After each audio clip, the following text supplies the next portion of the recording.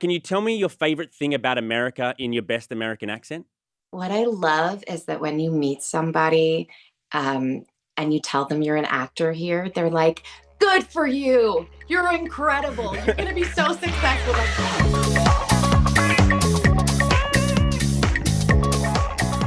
G'day, welcome to Big Down Under. I'm Charlie Cotton, and today I'm talking to an actress, Eliza Taylor. Now, Eliza, you might know her from an Australian show called Neighbours, but if you're an American watching, you probably know her from The 100. The 100 was this massive phenomenon, sort of sci-fi show where 100 kids get dropped back down on Earth after a nuclear apocalypse, and these 100 kids got to figure out how to make it work, to repopulate. They got to deal with all the after Armageddon type stuff. It's an amazing show, and she was like the lead, and it went on to many seasons and propelled her to being a really big star actually over here in America too. But for the Australians, she got her start on Neighbours, of course. She was Janae Timmins on Neighbours in Australia, quite a famous character. And Neighbours is like, or was, Neighbours just got cancelled actually, but Neighbours was like decades long our biggest sort of sitcom, soap opera ever. And that's where she got her start before deciding to move countries, come over here, try her luck. She got the job on The 100. And then on The 100, she met her future husband, Bob Morley, who's also an Australian. So I want to talk to her about those two, Eliza and Bob. They're raising their Aussie kid in Los Angeles. Gonna have an American accent, unfortunately. Oh, not unfortunately. I didn't mean that. Did I mean that? Not sure. They're raising an American kid, essentially, as two Australians, which is very interesting to me. So I talked to her about not only her professional journey, but also her personal journey with her husband, Bob. So without further ado, here's Eliza Taylor. So Eliza, you were one of my first ever interviews when I got to TMZ. are you serious? I didn't know that. Yes, when I saw you on Abbott Kinney. Eliza! Hi. From the hundreds. There's all these weird animals, right? There are. Yeah, we've got two-headed deer. Two-headed deer? Gnarly. Delicious. We had a man-eating sea snake. A man-eating sea snake? Yep, Must have been a big one. Yeah, it was huge. And we've also, I mean, it's not really an animal, but we had like a giant toxic fog that kind of eats away at people's flesh, which is pretty gross. Not as fun. Yeah, You- yeah. You must have been like fresh in the 100 around then. I think this was like 11 or 12. This was a long time ago. It was. I think I was 23. So that's some time ago. That's definitely over a decade ago. Yeah, I mean, looking back at that clip in preparation for this, I was like, oh my God. I hope I've improved. I hope I've I improved. hope I've improved. I was just, I was fresh off the plane from Australia, really. I didn't know what I was doing. You and me both. Why did you decide to like come over here in the first place, just to try to get like an opportunity like you did? Yeah, I mean, I'd been a child actor in Australia, and as soon as I was an adult, like, 19, 20, I couldn't get adult roles because everyone in Australia saw me as a little girl. So I ended up bartending for a while and getting in the hospo scene. And after I enjoyed it, but after a couple of years of that, I went, I've got to go somewhere where no one knows me and try and start again. And so LA seemed like the place to do that. So you were on a big Australian sitcom, Neighbours. Yeah. You went from Neighbours, and that makes you kind of domestically quite well known because it's like just about our biggest show of all time you were on. And then you go just to bartending. That must have been a bit of a sort of like fall from grace. Yeah, it sure was. Yeah, yeah. It was very humbling. And I think I needed it, honestly, because when you're like, I was on Neighbours from age 14 to 18, and like you get everything thrown at you and everyone tells you how amazing you are and you believe it, and I think like then going into hospitality where everyone's just like, Do this, do your do job. that. Yeah. Don't leave early. Yeah. It was good for me. Yeah. That's great. And so, I mean, I actually relate. I was trying to do stuff in Australia with no success, Right. not neighbor success. That is big, but I had no success. So I was like, screw it. I just got to change my like reality and move. You had the same sort of experience where you're like, look, I don't know what to do here anymore. I'm going to go over there, you know, push all my chips in and see if I can come up with something. Yeah. Yeah. And And I guess we both landed on our feet, didn't we? I mean, here we are, you know, Here doing we a are. big down under, you know, we've made it. Yeah, yeah. I feel like I was super lucky because I landed in LA. I had no real plan. I had no savings. I was like, it was a very like 23-year-old move to just be like, let's just see what happens, you know. Yeah.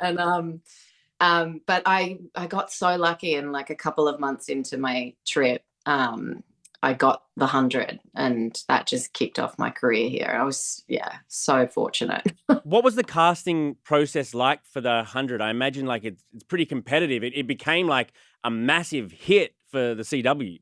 Yeah, it did. It did. The casting process for me was pretty unique. I didn't audition at all. Oh, wow. I know. I I actually I had done a few tapes that were sent to the casting agent for other projects, and they saw those tapes and said, and they'd been looking for this character, like the actor to play this character, for a really long time. So they saw these tapes of mine and just said, you know, let's do it. I think they were in a hurry. How come there were so many Australians on the cast? I was going through, I was like, oh my God, this is almost an Australian show shot, you know, over here. I know. I don't know. I really don't. But you know, thankfully, one of those Australians was on it, and that was the man I ended up marrying. So, right. I mean, talk about like a sliding doors type. If you got the role, if you didn't get the role, because it obviously propelled you to stardom. And as you say, you met Bob. So, I mean, do you think about, man, if they had given it to that girl next to me who, you know, they actually asked for you, didn't they? So, I mean, I guess it was fate. I guess it was fate. I guess so, yeah. I know. Yeah, I do think about that a lot. I think about like, you know, because at that time, my managers were like, you're only doing movies. We don't want you to do any TV. And I was like, I just want to work, guys. Like, Right. I don't care. I just, you know, so there was a lot of like back and forth between me and my management, of like, we don't really think you should do this. And like, if I had, you know, taken that advice and not done the show, like, what would my life be now? I don't know. Could you imagine you'd knocked that back and then you saw it go on to a mad success and you were like looking at the screen saying, this Bob guy, he's pretty handsome. What a hottie. Yeah, you're like, oh no. Do you think like would you be doing hospitality still, or like God knows, you would have got something else? Who knows? Honestly, I'm just so glad that I got to do the show, because it was like 8 years of my life in the end. It was incredible. And you, and as you say, your future husband, Bob, you played, like you were lovers. You were like, you know, hooked up on the show. No, it was always like a will they, won't they. Okay. It was never, they never did. Okay. Yeah. But in real life at the time, you were just mates. Yeah, we were. It took us a long time to get our shit together and actually say, oh, I think that maybe we should give this a go. What is that story like? You met and you knew each other for 8 years as friends, and then the show ends, and that's when you decide that maybe we love each other? Like, what's the Bob sort of story in brief? Well, we had always had such a good working relationship. We actually met when he was on Home and Away and I was on Neighbours. Oh, that's rivaling shows, actually, you know? Yes, I know. So we met many, many, many moons before the 100. But we just always looked after each other on set, and because we were both Australian and, you know, it was our first big American show, I think we bonded over that a lot. We always had each other's backs, and then we just, you know, I think it was before we were about to shoot the last season of the show, and we knew it was the last season.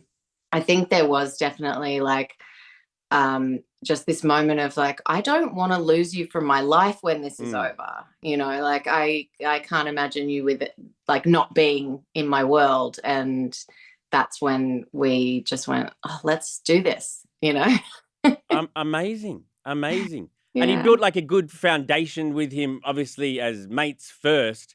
Yes, and that's the best, I gotta say. It was just like there were no, skeletons in the closet. We knew each other back to front. It was like it was a good way to go about it, I felt. They say that like celebrities often stay the age they were when they got famous. Is there? Oh God, I hope I'm not 11 mentally.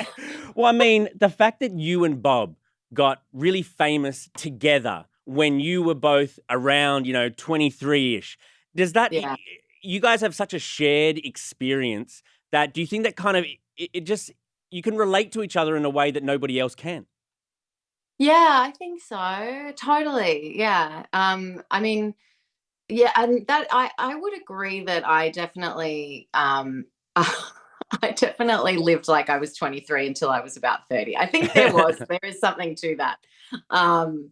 But I think after we got married and had our kid, I can happily say mentally I'm in my 30s. But yeah, we do have an incredible shared experience and bond, and he's my best mate still to this day. Did you guys get like married under wraps and then announced afterwards that like, hey guys, we're a couple and we got engaged and we're married, and just to catch you up? Like, wasn't it like a big surprise? Yeah. We didn't want, we eloped, first of all. We didn't Oh, really? Yeah, our friends and family knew that we had gotten together, and it was a really fresh relationship. We were a month in, I think, when we got engaged. So we were just like, people are going to think this is nuts. Yeah. But we just, as soon as like we knew, and we were like, let's go, but we had an engagement party in Australia, and we both were like, this is hectic, this is so intense, like, surrounded by so many friends and family. It was amazing, but it was just on our way home to LA that we said, should we just stop in Hawaii and get married? Oh my God. So we didn't have time to like announce to the world, because we just made a split, second decision. And love that. Yeah. What did you do? You landed in Hawaii, you got like, one of those lays thrown over you, you headed down to like where did you get married? We got married on a beautiful mountaintop in Honolulu. I don't even remember it was so fast. It was such a whirlwind, but I just went online like on the way from the airport to our hotel and was like, okay, wedding venue. Wow. Officiant, dress, flowers, and like had it all sorted within a couple of hours. It's amazing that, these two big stars get married in secret and basically just do it alone and don't tell many. Like, it's a very interesting but romantic, way to get married, and a romantic story for you guys. Wow. It was super romantic. It was perfect. It was exactly it was the perfect marriage for us, for sure. And his name is Bob Morley. That's like the coolest name. That's the coolest name, Bob Morley. It's so close to Bob. It's just like, that's amazing. Oh, you got married on Cinco de Mayo as well. Must have been. We did, and we didn't even know. Oh, yeah. You were just wondering why all these like Mexican flags are around like Honolulu. He's like, oh, wow. Yeah, everyone was really buzzed that day, and we didn't know why. They were just stoked for you. That's amazing. Yeah. So how much time do you spend here in the States versus back home? Not that much back home at this juncture. Yeah. We went home recently for 2 weeks, just over the holidays, and we hadn't been back home in about a year. And yeah, flying with a 2.5-year-old was, rough. It's so rough, isn't it? 2.5 that's the worst age to take a kid. It's got to be newborn or old enough to like an iPad. I know. I didn't know. Now I know. But it was traumatic, I think, for everyone. So just like lots of we've done the same thing. Lots of screaming and like just poo and vomit and yeah, the whole. I don't want to think about it anymore. I know, dude. Is that interesting for you? Like, you guys are two Australians raising an American little kid a little bit. You know what I mean? Like, you guys, No. you don't think of it like that, or you think of it like that?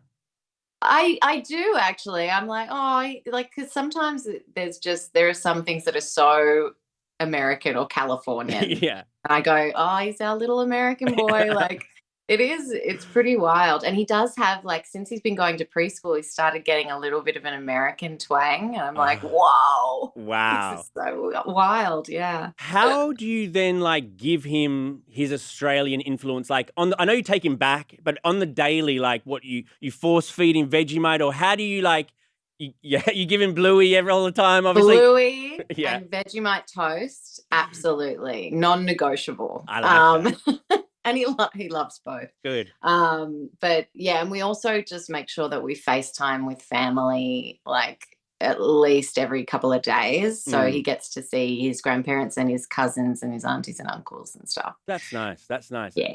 How do you get your kid? I've been trying to get my little daughter Peach, who's 4.5, into Vegemite, and I think that, I mean, anecdotally, I think you need to get your kids into Vegemite before they can say no. Because now that she can say no, that's all, like, she doesn't want it. She doesn't want it. I agree. Like, I think we gave him Vegemite toast when he was, for the first time, when he was like maybe 14 months. Yeah. Yeah. And now that you kind of get used to it and you're like, oh, not too bad. It's interesting that we love it. We all love it. Everybody else hates it.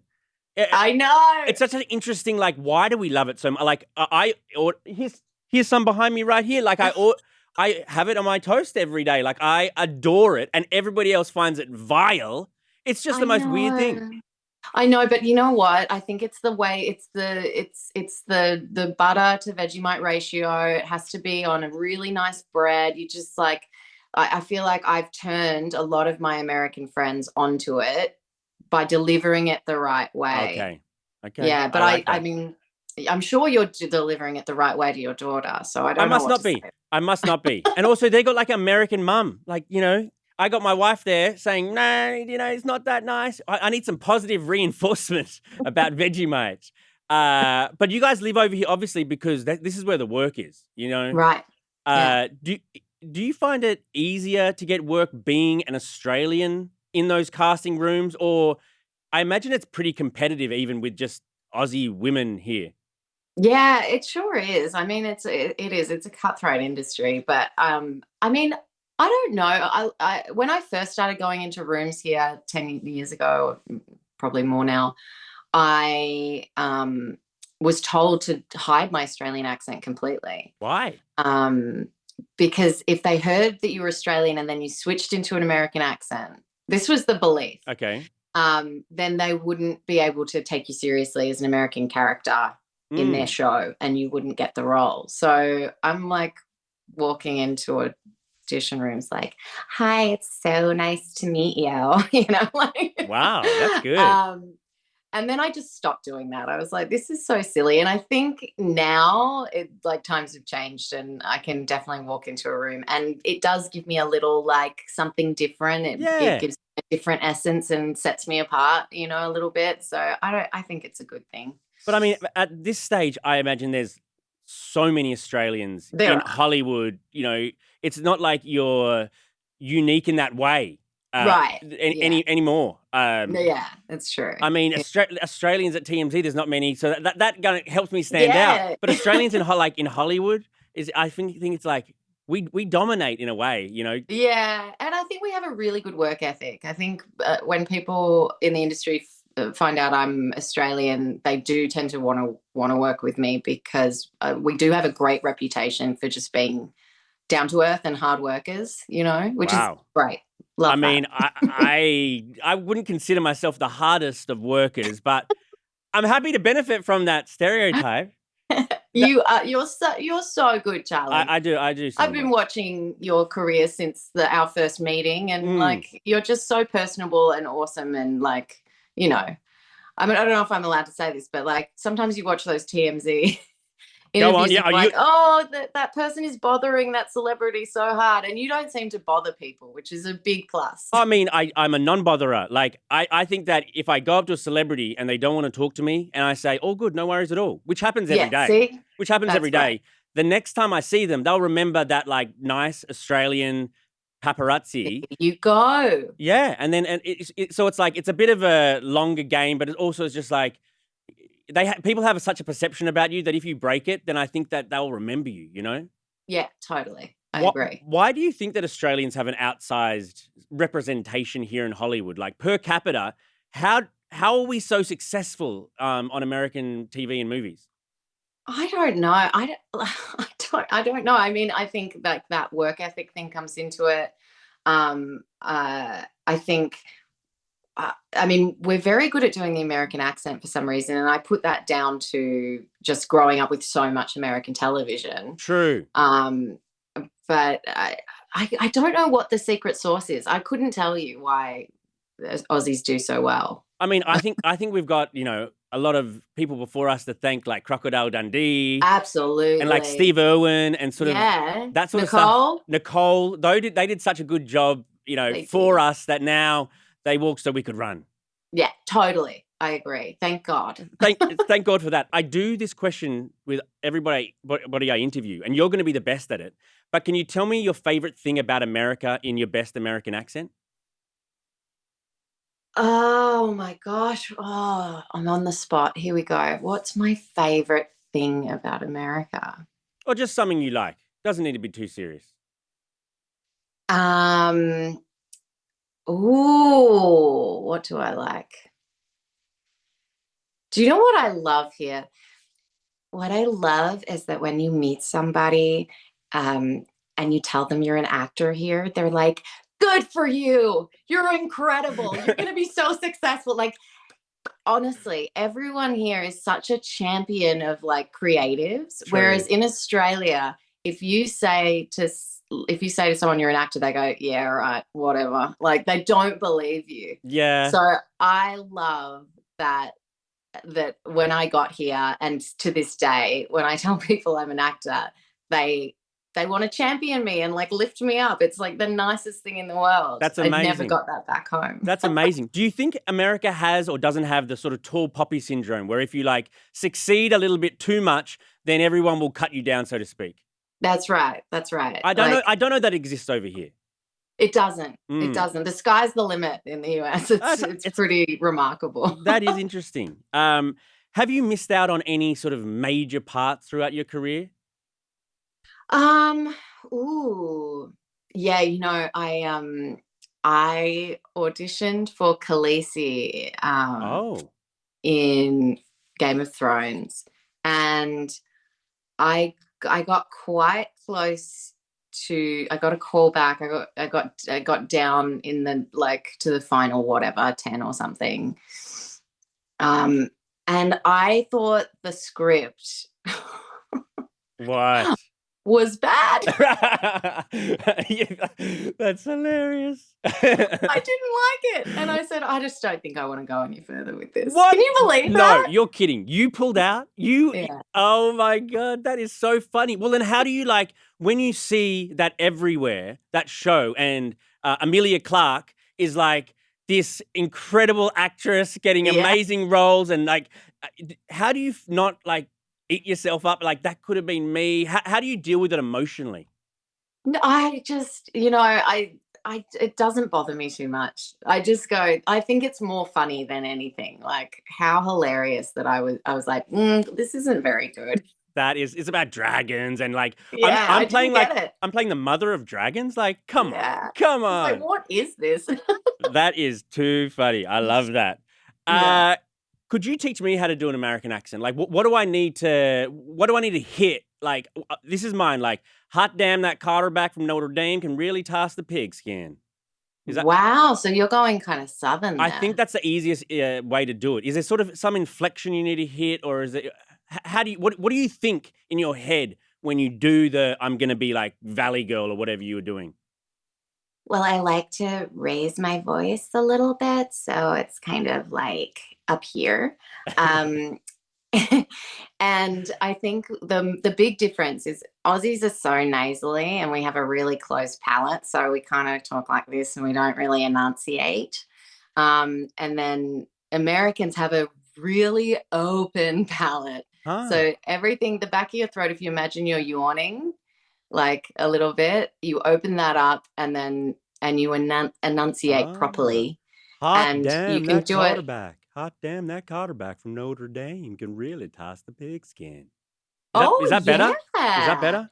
I think we got It it. was a different guy, but I liked it. Yeah, yeah. It was a slightly more boring down to yeah. That's good. That was actually a very good lesson. I appreciate that. Um, can you you're in a show about like the aftermath of like a nuclear apocalypse. Right. Does that give you like a different perspective when nuclear stuff is in the news and it's scary and like, oh my God, is this when you're on a show where it's all about like just the aftermath of something horrible like that, do you look at the real world and sort of like think about it a bit differently?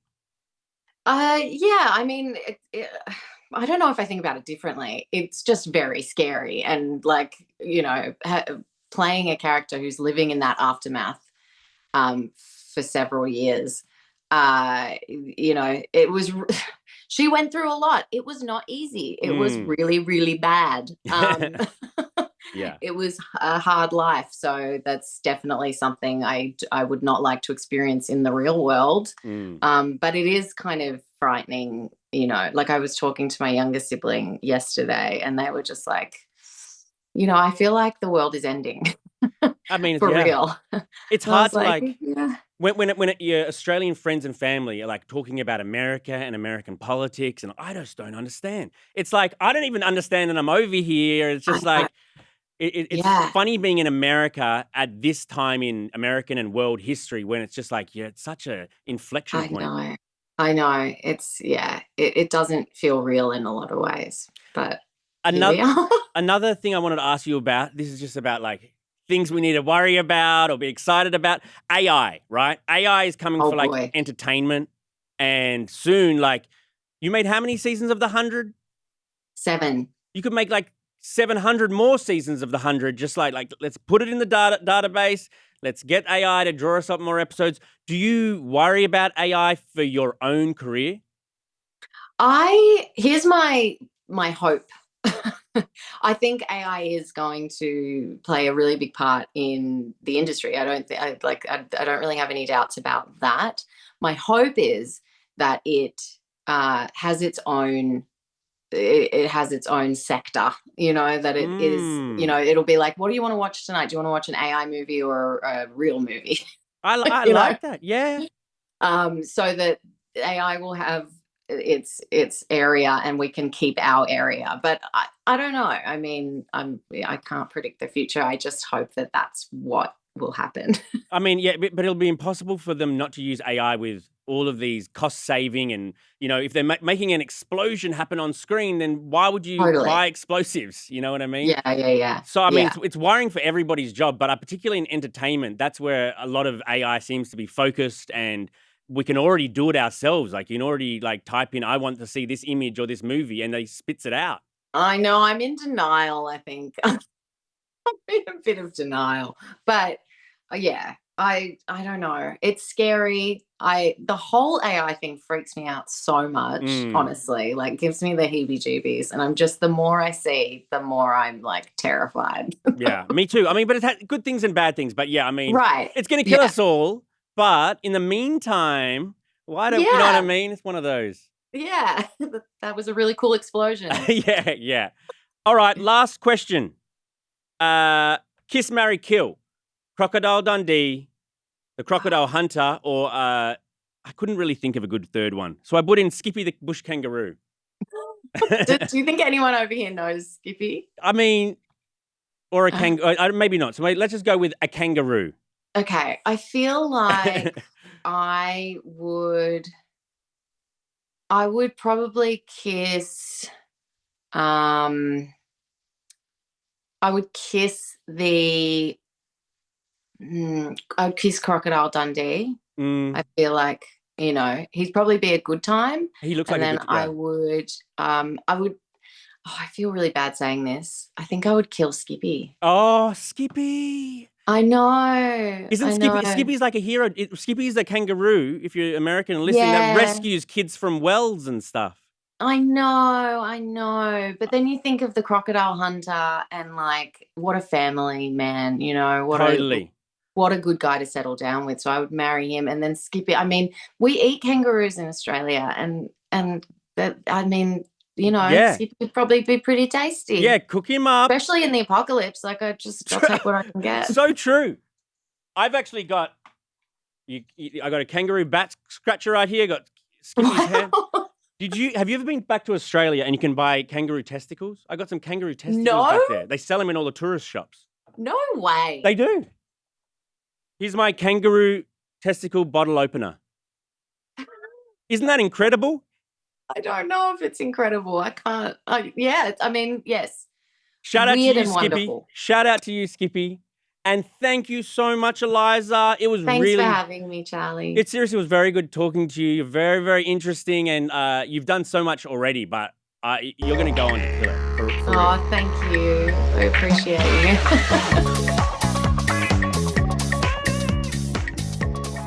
Christina. Charlie. How you going, mate? I'm good, mate. How you going? Very, very good. So... I only sound really Australian when I come and sit next to you here. I mean, me too. It's like I'm not usually this Aussie or this ochre. Also, is it okay calling girls mates? Like, where do we stand? I always say mate. Everyone's a mate. You girl, guy, anything you want to be. I always feel a little uncomfortable calling a girl mate. No, I like it. It feels like mate, like we're good mates. Okay. That's good to know. I like bro and dude is where I probably like. Oh, no way. No, what about bloke? Do you say bloke? Blokes? I don't say blokes. I don't say Sheilas. I don't say blokes. We should. Yeah, you should. Sheila is a woman for those listening. Right, very true. Okay, hit us with your award-winning segment, This Week Down Under. When did I win an award? Well, future, looking to the future. Drake. Yes. He's down under no longer.